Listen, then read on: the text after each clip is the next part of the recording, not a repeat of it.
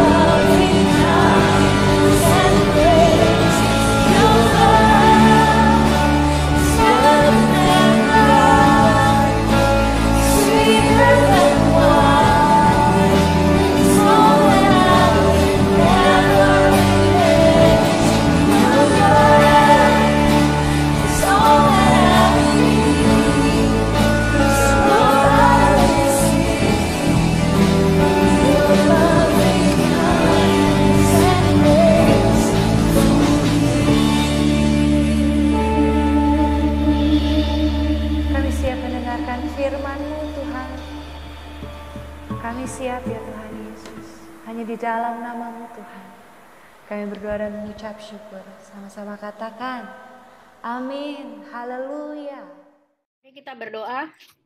Bapa, terima kasih untuk kasih-Mu, kasih-Mu yang lebih manis daripada anggur, lebih manis dari segalanya, kasih-Mu yang sempurna kepada kami. Terima kasih Tuhan, biarlah hari ini kami ingin mendengar firman-Mu. Engkaulah yang berbicara kepada setiap anak-anak-Mu yang Kau kasihi. Engkaulah yang memberikan pewahyuan-Mu kepada mereka, kepada setiap anak-anak-Mu Tuhan. Karena Engkau mau mereka makin hari bertumbuh, makin hari mengenal kasih-Mu dan tinggal diam di dalam kasih-Mu.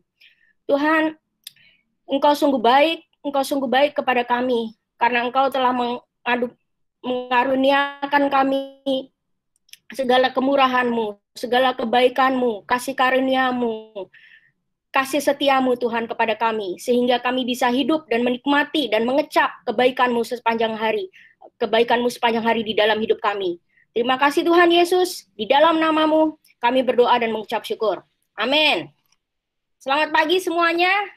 Hari ini saya akan berkhotbah tentang dari Matius 9 ayat yang ke-13 yang judulnya yang kuhendaki ialah belas kasihan dan bukan persembahan. Ini saya akan jelaskan. Tuhan berbicara mengenai ini di dalam perjanjian lama juga di dalam perjanjian baru. Kita tahu dari awal mula penciptaan, Tuhan mau manusia memiliki hubungan pribadi dengan Tuhan. Namun, apa yang terjadi? Manusia jatuh dalam dosa dan memakan buah pengetahuan baik dan jahat, sehingga manusia membuat agama. Pada saat Adam dan Hawa jatuh dalam dosa, dia membuat agama. Agama itu apa? Agama itu adalah cara manusia datang kepada Tuhan dengan cara mereka sendiri, dengan ajaran mereka sendiri yang mereka dapatkan dari pohon pengetahuan baik dan jahat. Oke, slide berikutnya, Lelo. Oke, di 1 Samuel 15 pasal yang kedua-2, Samuel berkata, apakah Tuhan itu berkenan kepada korban bakaran dan korban sembelihan, sama seperti kepada mendengarkan suara Tuhan? Sesungguhnya, mendengarkan lebih baik daripada korban sembelihan, memperhatikan lebih baik daripada lemak domba-domba jantan. Di sini Samuel berkata kepada Raja Saul. Ya, kita tahu Raja Saul itu raja yang sangat egois, yang haus akan kekuasaan. Dia sangat membenci dengan Daud. Ya, di kebalikannya, Raja Daud itu adalah raja yang sangat bergantung kepada kasih Tuhan. Daud artinya adalah dia yang dikasihi Tuhan. Maka kita lihat di mana Daud bisa mengalahkan Goliat. Kenapa? Karena dia bersandar pada kasih Tuhan, bukan bersandar pada kekuatan dirinya sendiri. Sementara Raja Saul, dia selalu berpegang pada kekuatan dirinya sendiri, dan karena dia selalu fokus pada dirinya sendiri. Oleh karena itu Samuel berkata kepada Raja Saul, apakah Tuhan itu berkenan kepada korban bakaran dan korban sembelihan sama seperti kepada mendengarkan suara Tuhan? Mendengarkan suara Tuhan itu apa artinya? Mendengarkan suara Tuhan artinya memiliki hubungan pribadi dengan Tuhan. Seperti di awal penciptaan, Adam dan Hawa bisa memiliki hubungan pribadi dengan Tuhan. Dan mereka bisa langsung mendengarkan suara Tuhan. Ya. Sedangkan korban bakaran, korban sembelihan itu melambangkan apa? Bukan berarti sampai saat ini kita melakukan korban bakaran, korban sembelihan. Bukan. Di dalam konteks ini adalah korban bakaran dan korban sembelihan itu adalah perbuatan-perbuatan agamawi. Sama seperti halnya agama-agama mengajarkan kita harus bayar harga untuk mengikuti Tuhan. Bagaimana kita mengikuti Tuhan, bagaimana kita mendengarkan Tuhan dengan cara manusia sendiri, yaitu dengan melakukan perbuatan-perbuatan agamawi. Contohnya apa perbuatan agamawi itu? Ya, misalnya diharuskan Tuhan, diharuskan menyanyi pagi sampai lupa keluar, diharuskan untuk peperangan rohani. Apapun yang dilakukan dengan kekuatan diri sendiri untuk bisa diterima Tuhan, itu adalah perbuatan agamawi. Yang kita sebut adalah, banyak orang sebut adalah bayar harga. Nah, sementara Tuhan dari sejak awal penciptaan mau manusia itu memiliki hubungan pribadi. Bukan berarti dengan punya hubungan pribadi kita tidak, oh saya memiliki hubungan pribadi. Karena banyak pengajaran yang, oh saya nggak perlu bayarin perpuluhan, saya nggak perlu doa, saya nggak perlu puasa. Tapi mereka pun tidak melakukan, mereka pun juga tidak memiliki hubungan pribadi dengan Tuhan. Jadi apa itu hubungan pribadi dengan Tuhan? Apa itu mendengarkan suara Tuhan? Yaitu dengan kita bersandar kepada kasih-Nya. Hubungan pribadi adalah pada saat kita bersandar kepada kasih-Nya, bergantung kepada kasih-Nya. Bukan berarti dengan kita memiliki hubungan pribadi, kita tidak lagi memberi. Ya, kalau di agamawi diharuskan perpuluhan, tetapi dengan hubungan pribadi, karena kita menikmati kasih Tuhan, karena kita bisa mengecap dan menikmati kasih Tuhan setiap hari, kita memberi tidak lagi dibatasi 10%. Kita bisa memberi dengan hati yang melimpah. Kita memberi dengan lebih dari 10%. Kenapa? Karena kasih Tuhan yang mengalir dalam hidup kita. Kasih Tuhan yang mengalir dalam hidup kita yang memampukan kita mengasihi orang lain, melayani orang lain. Bukan dengan kekuatan seperti orang-orang agamawi ajarkan, melayani dari pagi sampai malam sampai lupa keluarga. Tetapi dengan memiliki hubungan pribadi adalah kasih itu yang mengalir dari Tuhan kepada kita dan kepada sesama. Itulah yang Tuhan mau kita memiliki hubungan pribadi. Kita lihat di Perjanjian Baru bagaimana Yesus mengatakan hal ini. Slide berikutnya.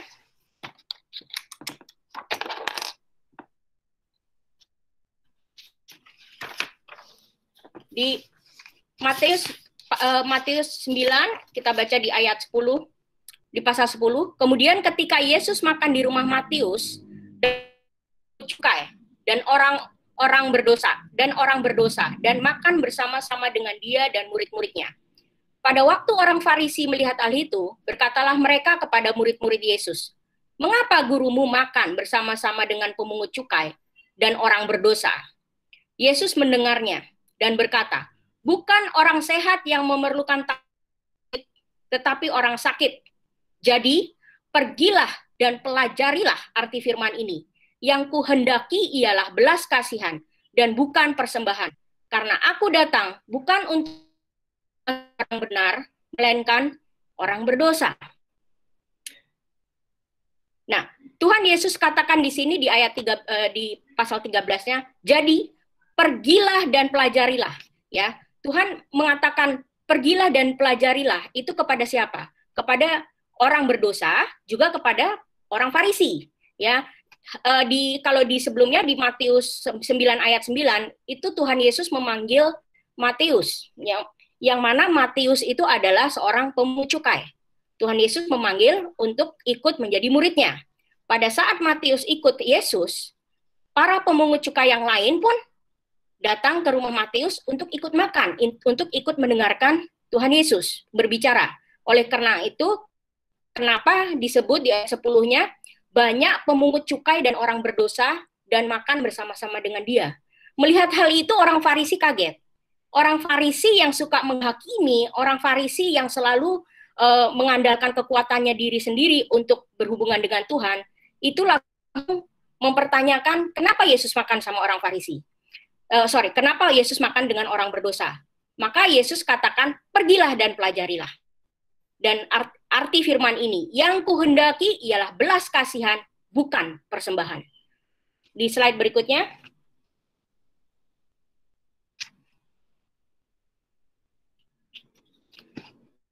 Oke. Jadi pertama Yesus katakan pergilah, ya, karena Yesus berbicara kepada orang Farisi dan juga kepada orang berdosa. Kepada orang Farisi, Yesus ingin mereka pergi, tidak mengganggu lagi orang berdosa dengan tuduhan-tuduhan mereka. Seharusnya mereka memiliki belas kasih, tetapi yang ada mereka hanya menghakimi. Ya, jadi orang agamawi itu selalu suka menghakimi. Kenapa dia nggak begini? Kenapa dia nggak bayar perpuluhan? Kenapa dia nggak doa semalam suntuk? Kenapa dia nggak puasa? Orang Farisi itu, orang-orang agamawi, nabi-nabi palsu, itu sukanya menghakimi. ya, menghakimi terlebih lagi kepada orang-orang yang dianggap rendah, yaitu orang-orang yang orang berdosa. Dan mereka Tuhan mau pergi, jangan lagi mengganggu orang-orang berdosa. Namun kepada orang berdosa yang ingin Yesus katakan adalah tetaplah tinggal bersamanya dalam kasihnya, di mana Yesus makan bersama mereka. Artinya Yesus ingin mereka tetap tinggal menikmati kasihnya, menikmati hidangan bersama dia, menikmati berkatnya. Kasihnya sudah datang kepada mereka. Dan Yesus selalu penuh dengan belas kasihan kepada mereka. Kita lihat, kepada orang Farisi, Yesus katakan pergi, tetapi kepada orang berdosa, Yesus katakan tinggal. Ya, makanya kenapa Tuhan mau kita selalu tinggal di dalam kasihnya, tidak pergi, tetapi tinggal di dalam Dia, tinggal di dalam kasihnya. Ya, jadi yang pertama Yesus katakan adalah pergi kepada orang Farisi. Jangan ganggu lagi orang berdosa dengan tuduhan mereka, dakwakan mereka, tetapi milikilah belas kasihan. Tetapi kepada orang berdosa Yesus katakan tinggallah di dalam kasihnya. Yang kemudian selanjutnya Yesus berkata, pelajarilah. Slide berikutnya.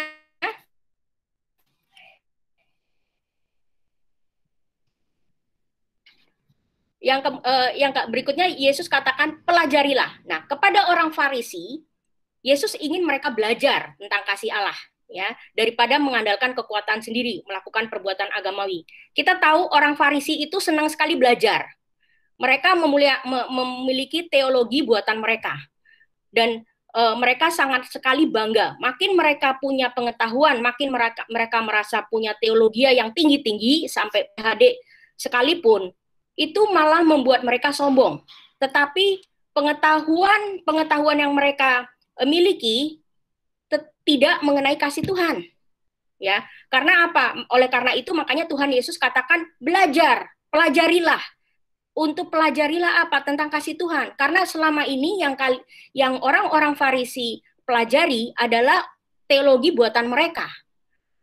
Nah, sedangkan kepada orang berdosa yang Yesus mau, mereka tidak perlu lagi belajar karena kasihnya sudah datang. Kasihnya sudah lebih dari cukup. Apapun yang mereka melakukan perbuatan agamawi tidak akan menambah kasih Tuhan. Kenapa? Karena kasih Tuhan sudah sempurna. Kita lihat, kalau kasih Tuhan itu bukan dengan belajar, makanya tidak perlu belajar. Kenapa? Kasih Tuhan itu kita dapat dari pewahyuan. Berbeda dari orang Farisi, mereka belajar untuk mendapatkan pengetahuan, dan pengetahuan tidak bisa kita dapat, pengetahuan tidak menuntun kita kepada pewahyuan akan kasih Tuhan. Pengetahuan itu berasal dari mana? Pengetahuan itu berasal dari pohon pengetahuan baik dan jahat. Sementara pewahyuan itu berasalnya dari mana? Dari pohon kehidupan, yaitu Yesus sendiri. Jadi pewahyuan akan kasihnya itu hanya bisa kita dapatkan dengan bergantung kepada Tuhan. Bukan mengandalkan kekuatan kita sendiri untuk belajar.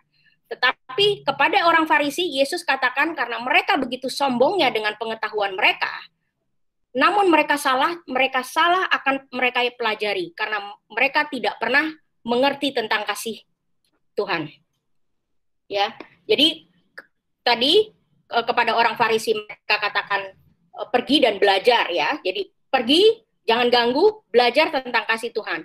Yesus itu mengutip dari mana? Yesus mengutip dari Perjanjian Lama di Hosea 6:6, di mana dikatakan, sebab aku menyukai kasih setia dan bukan korban sembelihan, dan aku menyukai pengenalan akan Allah lebih daripada korban-korban bakaran. Jadi Tuhan lebih menghendaki kasih setia daripada korban sembelihan, yang mana Tuhan lebih menghendaki kita untuk pengenalan akan Dia. Yang pengenalan akan Dia apa? Dia adalah kasih. 1 Yohanes 4:8 di House of Grace kita selalu mengajarkan Tuhan adalah kasih. Tuhan adalah kasih yang sempurna. Itu selalu yang kita tekankan. Kenapa? Karena itu maunya Tuhan. Dari awal sejak penciptaan Tuhan mau kita mengenal kasih-Nya. Tuhan mau kita mengalami kasih-Nya. Bukan dengan perbuatan-perbuatan agamawi yang yang diajarkan oleh orang-orang agamawi, para nabi palsu, tetapi pengajaran itu tidak mengarahkan kita kepada kasih Tuhan. Karena hal ini selalu bertentangan. Pengenalan akan kasih Tuhan selalu bertentangan dengan korban bakaran, perbuatan agamawi. Sama halnya yang dikutip di Hosea 6 ayat 6. Jadi orang berdosa lah yang membutuhkan kasih Tuhan. Namun orang agamawi, karena mereka selalu benar, merasa dirinya sudah benar, mereka tidak memerlukan kasih Tuhan. Karena mereka merasa, oh kita sudah benar kok. Oleh sebab itu Yesus katakan, hanya orang sakit yang perlu tabib. Tetapi kalau orang sehat tidak perlu tabib. Karena kenapa? Orang Farisi merasa dirinya sudah sehat. Ya, tapi orang berdosa karena mereka tahu akan kekurangan mereka hanya bisa mengandalkan dari kasih Tuhan. Mereka hanya bisa mendengar. Makanya pada saat Yesus datang kepada Matius, mereka pun ingin mendengarkan langsung dari Tuhan. Karena mereka selama hidupnya selalu didakwa, selalu dituduh sama orang-orang agamawi. Oke, slide berikutnya. Nah, kenapa Yesus menghendaki kasih setia daripada pengorbanan? Kenapa Yesus selalu menekankan ini? Kenapa Yesus mau hal ini? Kenapa? Karena Yesus sendiri sudah menjadi korban. Anak domba bagi dosa kita. Sekali untuk selamanya. Pengorbanan hidup yang tidak bercerai yang diterima oleh Bapa. Kenapa?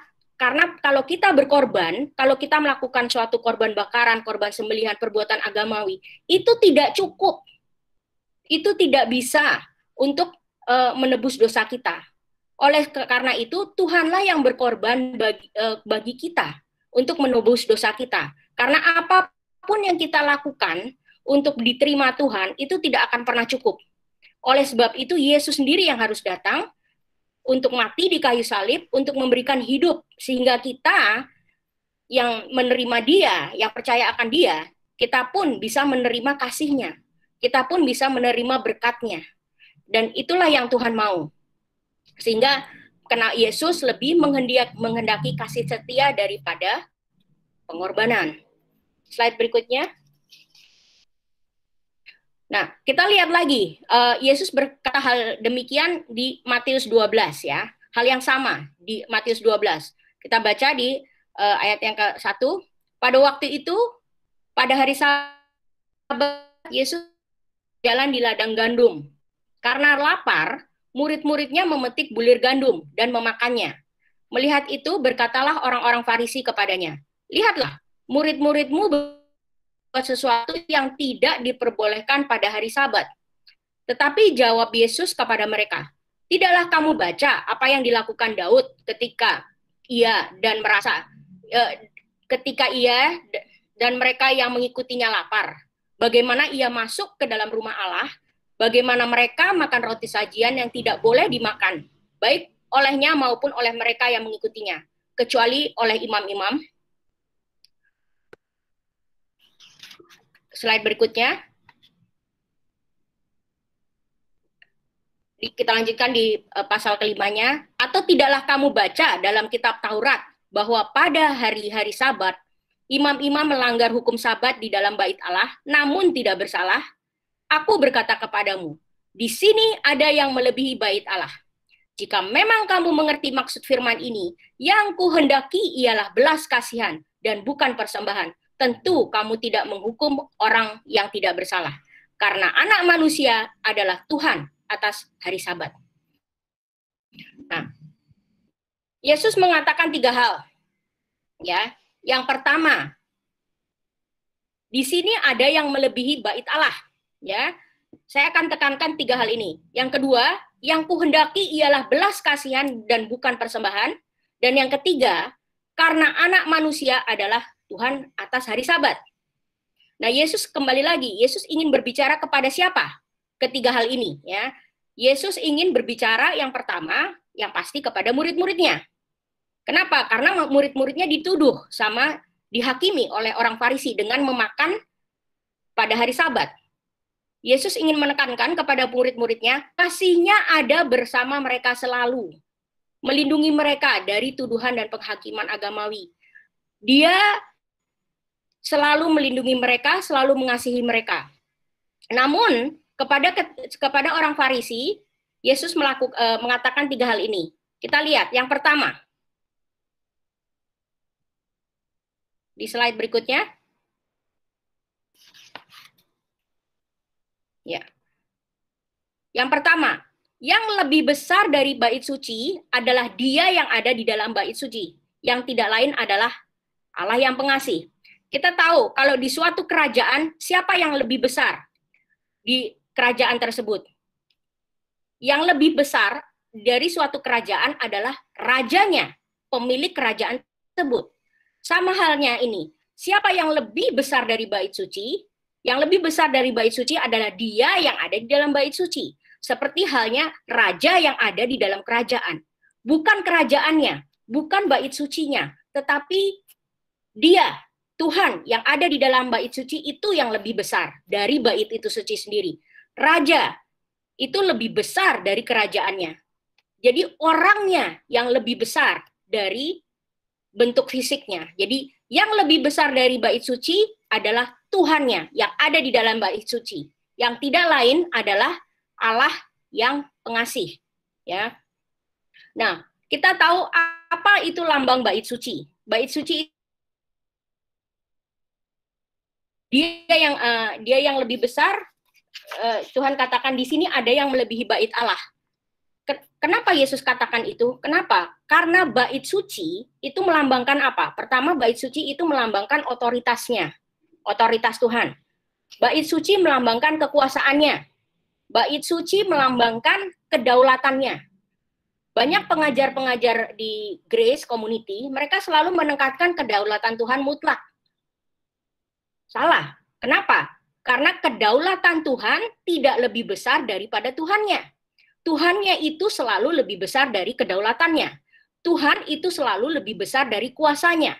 Tuhan itu adalah selalu lebih besar dari otoritasnya. Dan Tuhan itu siapa? Dia adalah kasih.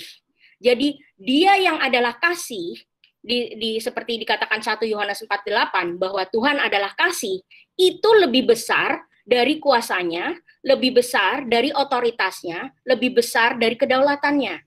Sama seperti halnya seorang raja lebih besar daripada kerajaannya, ya. Jadi kedaulatan Tuhan, otoritas Tuhan atau kuasa Tuhan itu tidak lebih besar daripada Tuhannya sendiri. Karena yang memiliki kedaulatan, yang memiliki otoritas, yang memiliki kekuasaan itu lebih besar. Jadi kasih Tuhan, Dia adalah kasih Tuhan itu, Dia yang adalah kasih itu lebih besar dari kekuasaannya. Yang berikutnya, Yesus menghendaki apa? Yang kuhendaki ialah belas kasihan, bukan persembahan. Jadi kita lihat di bait suci, di kemah suci itu ada 3 ruangan, ya. Di kemah suci itu selalu ada 3 ruangan. Paling luar itu ada pelataran luar. Di tengah itu ada ruang suci, ruang kudus. Nah, yang paling dalam adalah ruang maha kudus. Nah, di tabut perjanjian itu letaknya di mana? Tabut perjanjian itu letaknya di ruang maha kudus. Jadi yang paling dalam. Ya, di atas tabut perjanjian, di tabut perjanjian itu adalah ada tutup pendamaian atau yang disebut dengan mercy seat, ya. Jadi itu mercy seat selalu menutup di atas tabut perjanjian. Nah, siapa yang lebih besar dari tutup pendamaian itu? Yang lebih besar dari tutup pendamaian itu adalah Dia yang duduk di kursi tutup pendamaian itu. Sama seperti seorang raja. Siapa yang lebih besar? Tahta raja atau rajanya? Yang lebih besar adalah raja yang duduk di atas tahta raja, itu jauh lebih besar daripada tahta raja itu sendiri, ya. Jadi Tuhan yang duduk di kursi tutup pendamaian itu lebih besar daripada tutup pendamaian itu sendiri. Jadi Allah yang penuh kasih, yang penuh belas kasihan, itulah yang duduk di tutup pendamaian itu. Yesus ingin orang-orang Farisi mengenal kasih Tuhan, ya, bukan melihat mengandalkan perbuatan-perbuatan mereka, tetapi mengandalkan kasih Tuhan. Yang Tuhan inginkan ialah belas kasihan, bukan persembahan, bukan pengorbanan, karena dia sudah berkorban. Jadi yang lebih besar dari tutup pendamaian adalah dia yang duduk di kursi tutup pendamaian. Nanti saya akan jelaskan di slide berikutnya. Dan yang ketiga yang Yesus katakan adalah anak manusia adalah Tuhan atas hari Sabat.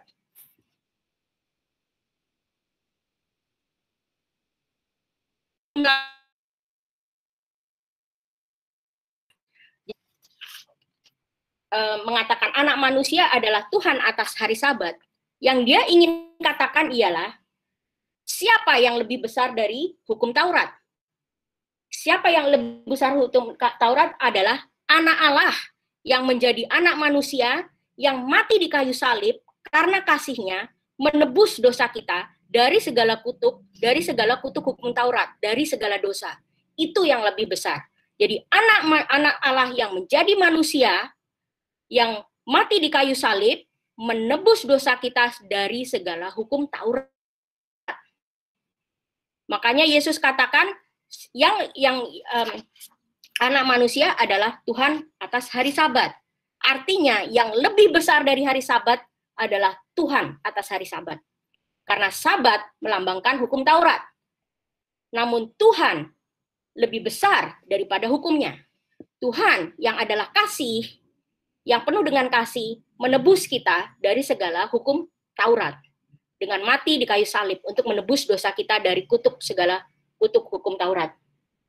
Oke, sekarang slide berikutnya saya akan jelaskan ini. Slide berikutnya. Ya, tadi kembali yang kedua ya, karena Yesus menekankan yang kuhendaki ia belas kasihan dan bukan persembahan. Kalau kita lihat, persembahan itu selalu dilakukan di mana? Persembahan itu selalu dilakukan di pelataran, di luar. Ini 3 ruangan yang tadi saya bilang. Pelataran, ruang kudus, ruang maha kudus. Korban bakaran, korban sembelihan, kegiatan agamawi, perbuatan agamawi itu selalu dilakukan di luar. Ya, kalau ibaratnya ini kerajaan, ini di halamannya, pelatarannya. Tetapi rajanya di mana? Tuhan di mana? Tuhan ada di ruang maha kudus. Ya, duduk di atas tutup pendamaian. Tuhan ada di sini, di ruang maha kudus. Nah, Allah yang penuh kasih di dalam ruang maha kudus. Kita ingat, minggu lalu, Pastor Hongki berbicara mengenai 2 berkat. Ya, 2 berkat. Pertama apa? Adalah berkat jasmani, rohani, berkat tanah. Dimanapun kita berada, tanah kita diberkati. Rumah kita diberkati. Pekerjaan kita diberkati. Berkat secara rohani dan jasmani. Itu berkat yang pertama. Yang kedua, berkatnya apa? Status, kekudusan. Ya, Tuhan memberikan kekudusan. Artinya, kekudusan itu, berkat itu kita tidak didapatkan dengan melakukan perbuatan-perbuatan agamawi di pelataran. Tetapi hal itu hanya bisa didapat pada saat kita menerima kasih Tuhan. Otomatis kita menerima kasih Tuhan, masuk ke dalam ruang maha kudus, otomatis kita menerima 2 berkat tadi. Status, kekudusan, juga segala berkat. Tanah kita diberkati. Dimanapun saudara berada, tanah saudara diberkati. Pekerjaan saudara diberkati. Dan itu pada saat kita masuk ruang maha kudus. Kalau kita menerima kasih Tuhan, hanya bersandar akan kasih Tuhan, otomatis saudara sudah berada di ruang maha kudus. Ya. Jadi kekudusan tidak bisa didapatkan dengan korban bakaran di luar. Kekudusan hanya bisa didapatkan dengan menerima kasih Tuhan. Bukan kita yang berbuat, tetapi Tuhan yang memberikan status itu. Bukan hasil dari upaya kita untuk mendapatkan status, tetapi itu hasil dari pemberian. Karena kita masuk ke dalam ruang maha kudus, kita masuk sebagai anak raja, yang mana rajanya yang memberikan status. Kamu kamu sudah dikuduskan, kamu diberkati. Bukan di luaran, karena di luaran biasanya hamba ya, pelataran. Tetapi masuk ke dalam ruang maha kudus, kita bisa menerima 2 berkat yang seperti Pastor Hongki khotbah minggu lalu ya. Jadi disinilah dan di dalam ruang maha kudus ini adalah ada tabut perjanjian, dan tabut perjanjian di atasnya ada mercy seat atau tutup pendamai. pendamaian, dan Tuhan di mana? Duduk di atasnya. Jadi kasih Tuhan itu selalu ada di dalam ruang Maha Kudus. Bagaimana kita bisa menerimanya? Dengan kita mengandalkan kasih Tuhan. Otomatis kita mengandalkan kasih Tuhan, otomatis kita semua itu masuk dalam ruang Maha Kudus. Tidak lagi mengandalkan korban bakaran untuk diterima, tidak lagi mengandalkan ini. Kenapa kita sekarang bisa masuk? Dulu tidak, karena Tuhan Yesus sudah mati. Tuhan Yesus mati. Berapa minggu yang lalu juga Om John juga khotbah di mana tabir tirai yang membatasi ruang kudus dengan ruang Maha Kudus itu sudah terkoyak dari atas ke bawah, yang mana Yesus mati menebus dosa kita sehingga kita memiliki akses. Seperti pada awal penciptaan, Tuhan mau berhubungan langsung dengan manusia, namun manusia jatuh dalam dosa. Sehingga Yesus harus mati, mengembalikan status manusia, sehingga tidak ada lagi batasan antara Tuhan dengan manusia. Manusia bisa langsung masuk ke ruang Maha Kudus tanpa harus membuat bakaran-bakaran lagi, ya. Tetapi masuk dengan mengandalkan kasih Tuhan, kita otomatis kita sudah di ruang Maha Kudus. Tidak ada lagi bakaran-bakaran. Nah, kemah suci itu sekarang tinggalnya di mana? Tidak ada lagi di Israel kemah suci. Kemah suci itu adanya di mana sekarang? Ada di setiap hati orang percaya. Jadi setiap kita orang percaya itu ada kemah sucinya. Sekarang tinggal pilihan saudara.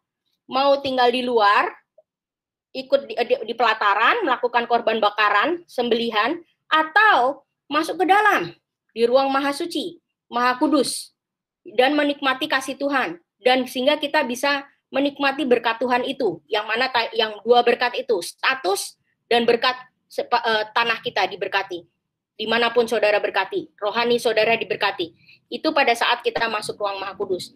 Jadi bait suci itu di mana? Ada di setiap orang percaya. Kenapa orang percaya, meskipun sudah ada ini, kenapa kebanyakan mereka ada di sini? Ada di pelataran. Karena manusia cenderung untuk ngikutin ajaran agamawi, ya, bukan bersandar pada kasih Tuhan, tetapi mereka cenderung ingin melakukan kegiatan agamawi, kegiatan dengan mengandalkan kekuatannya diri sendiri, bukan mengandalkan kasih Tuhan.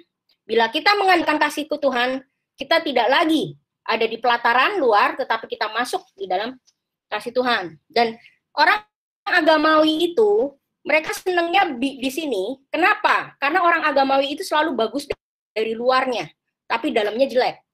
Mereka selalu bagus. Makanya Yesus katakan apa? Mereka seperti whitewash tomb atau kubur yang berlabur putih, ya, itu di Matius 22:27. Karena secara luar bagus, tapi dalamnya jelek. Kenapa? Karena itu hanya di luar, hanya ada di pelataran. Pada saat kita masuk, itu bukan lagi perbuatan kita. Yang menguduskan kita, yang memberkati kita, itu bukan lagi kita. Karena kita masuk ke ruang Maha Kudus, kita bersandar kepada kasih Allah. Ya. Jadi, kekudusan bukan hasil dari usaha kita, tetapi kekudusan masuk karena adalah dari Tuhan, yang status kita dibenarkan karena kita masuk ke dalam ruang Maha Kudus. Jadi, sebagai rangkuman, siapa yang lebih besar dari bait suci? Seperti yang Tuhan katakan, yang lebih besar dari bait suci adalah Allah yang penuh kasih. Kenapa? Karena bait suci itu melambangkan dia, kedaulatan dia. Dan yang lebih besar dari otoritas dia, kekuasaan dia, kedaulatan dia adalah dia sendiri, adalah Tuhan yang penuh kasih. Tuhan yang adalah kasih, itu lebih besar dari bait suci. Sama seperti halnya, seorang raja lebih besar dari kerajaannya. Jadi, seorang raja lebih besar dari otoritasnya, lebih besar dari kuasanya. Oleh sebab itu, bila kita bersandar kepada kasih Tuhan, kita tidak lagi merasa takut harus melakukan perbuatan-perbuatan agamawi untuk bertemu dengan Tuhan. Kenapa? Karena Tuhan adalah kasih, ya. Jadi yang pertama adalah yang lebih besar dari bait suci, yang Yesus katakan di sini ada yang lebih besar dari bait Allah, yaitu siapa? Dia yang Tuhan, dia yang adalah kasih, itu lebih besar dari bait Allah. Dan bait Allah, bait suci itu selalu melambangkan otoritas, kuasa, dan kedaulatannya. Jadi otoritas, kuasa, kedaulatan Tuhan itu tidak lebih besar daripada kasih Tuhan, karena Dia adalah kasih. Yang kedua, yang kuhendaki ialah belas kasihan, bukan persembahan. Jadi belas kasihan itu kasihnya ada di mana? Yang tadi saya jelaskan di kemah suci. Belas kasihan kasihnya ada di ruang maha kudus. Sementara persembahan itu pengorbanan, perbuatan agamawi adanya di mana? Di pelataran. Jadi dua tempat yang berbeda. Dan bait suci, kemah suci itu ada di setiap hati orang percaya. Tinggal kita mau memilih apa kita mau masuk ke dalam ruang maha kudus, menikmati kasih Tuhan dan menikmati berkatnya, yaitu status dan berkat jasmani dan rohani yang kita terima, atau kita mengandalkan perbuatan-perbuatan kita, perbuatan agamawi, dan tinggal di pelataran, tinggal di luar. Itu. Jadi yang Tuhan kehendaki ialah belas kasihan, bukan persembahan. Yang ketiga adalah Tuhan atas hari Sabat. Hari Sabat itu melambangkan hukum Taurat. Siapa yang lebih besar dari hukum Taurat? Yaitu adalah Tuhan atas hari Sabat. Tuhan lebih besar dari hukum Taurat. Kenapa? Karena Dia adalah anak manusia yang dikatakan yang Yesus katakan adalah anak manusia adalah Tuhan atas hari Sabat. Tuhan atas hari Sabat artinya anak Allah yang menjadi manusia, yang mati di kayu salib karena kasih-Nya menebus dosa kita dari segala hukum Taurat. Ya, jadi kembali lagi 3 hal ini yang Tuhan katakan kepada orang Farisi. Kenapa? Karena orang Farisi lebih mengandalkan pengetahuan mereka, teologi mereka, ajaran-ajaran mereka, namun mereka tidak mengetahui Allah sebenarnya. Kali ini adalah 2 hal yang berbeda, ya. Dari awal penciptaan, di perjanjian lama, di perjanjian baru dikatakan Tuhan lebih menghendaki belas kasih. Artinya Tuhan lebih menghendaki mercy, Tuhan lebih menghendaki kasih-Nya, Tuhan lebih menghendaki compassion daripada apa? Bukan, ya artinya Tuhan lebih menghendaki kasih, nah bukan dari persembahan, bukan pengorbanan, bukan perbuatan-perbuatan agamawi. Jadi ini adalah 2 hal yang berbeda. Di mana kita kalau di House of Grace kita selalu mengenalkan kasih Tuhan. Kenapa? Karena kita ingin semua jemaat mereka mengenal Tuhan secara pribadi, tidak bergantung kepada pendeta. Karena kita di House of Grace tidak mau adanya codependency yang bergantung kepada Pastor Hongki, ya. Tapi bergantung pada Tuhan, bergantung pada kasih Tuhan. Masuk ke dalam ruang maha kudus, menikmati berkat Tuhan, menikmati status yang diberikan oleh Tuhan sebagai anak, status sebagai orang yang dikuduskan, status sebagai orang yang dibenarkan. Bukan tinggal di pelataran luar, di halaman luar, tetapi masuk ke dalam rumah. Anak itu tinggalnya di dalam rumah, bukan di pelataran. Jadi tinggal bersama Bapa di ruang maha kudus dan menikmati segala berkat, segala kebaikan kasih Tuhan, bukan tinggal di dalam luar pelataran. Jadi 3 hal ini yang Tuhan katakan kepada orang Farisi. Sayangnya mayoritas orang Kristen, orang percaya, mereka lebih cenderung tinggal di pelataran. Ya mungkin karena mereka tidak tahu hal ini, tetapi bisa juga karena mereka mereka diajarkan hal yang fokusnya kepada perbuatan agamawi. Padahal Tuhan menghendaki belas kasihan. Tuhan menghendaki kasih. Tuhan menghendaki kasih, bukan persembahan. Jadi mayoritas orang Kristen, 90% itu tinggal di pelataran. Jadi jangan heran kalau mereka mengalami banyak pergumulan.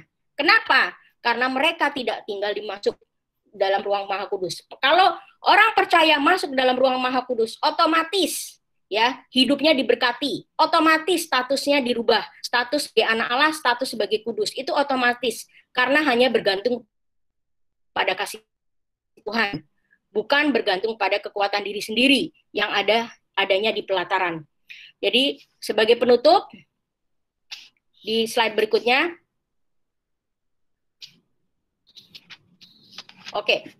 jadi sebagai penutup pengajar-pengajar agamawi orang Farisi itu sukanya merintangi ya orang percaya untuk masuk ke dalam kerajaan surga ya, ruang maha kudus.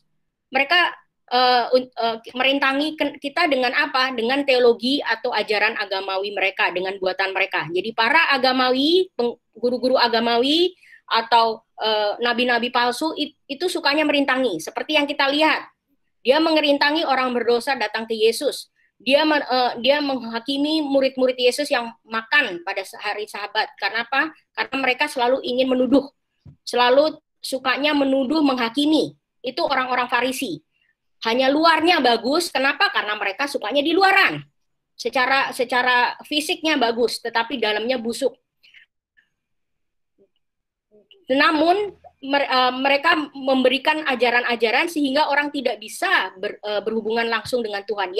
Namun yang Tuhan kehendaki adalah untuk kita memiliki kasih-Nya, menikmati kasih-Nya, menghendaki Tuhan menghendaki supaya kasih-Nya itu ada tinggal di dalam kita dan kita merasakannya dalam kehidupan kita sehari-hari. Jadi jangan mau ya, saya berdoa untuk semua yang mendengar, jangan mau dibohongi nama orang-orang agamawi, guru-guru nabi palsu.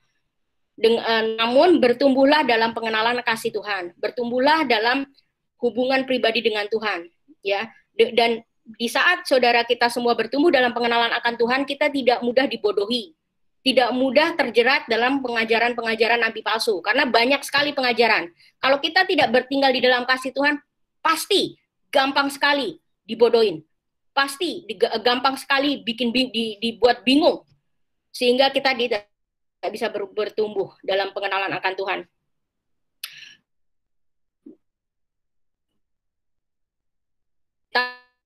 Palsu atau orang-orang agamawi, tetapi tinggal bersandarlah pada kasih Tuhan. Sebagai penutup, kembali saya tekankan, Tuhan menghendaki belas kasihan, pengenalan akan Tuhan, tinggal di dalam kasih-Nya, yang mana tinggal di dalam kasih-Nya artinya kita tinggal di dalam ruang maha kudus, ya. Bukan pengorbanan, bukan persembahan, bukan perbuatan agamawi atau tinggal di pelataran. Tuhan mau kita semua anak-anaknya masuk ke dalam ruang maha kudus, tinggal bersama Dia dan menikmati kasih-Nya. Mari kita tutup dalam doa.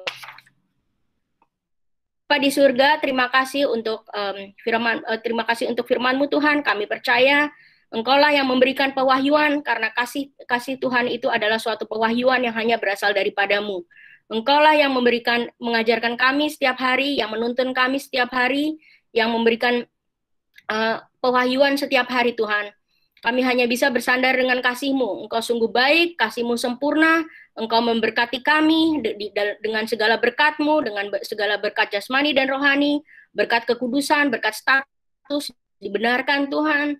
Terima kasih untuk segala berkat yang telah kami terima. Engkau mati di kayu salib sehingga kami bisa masuk ke dalam ruang maha kudus dan menikmati-Mu, menikmati hadirat-Mu sepanjang hari di dalam kehidupan kami.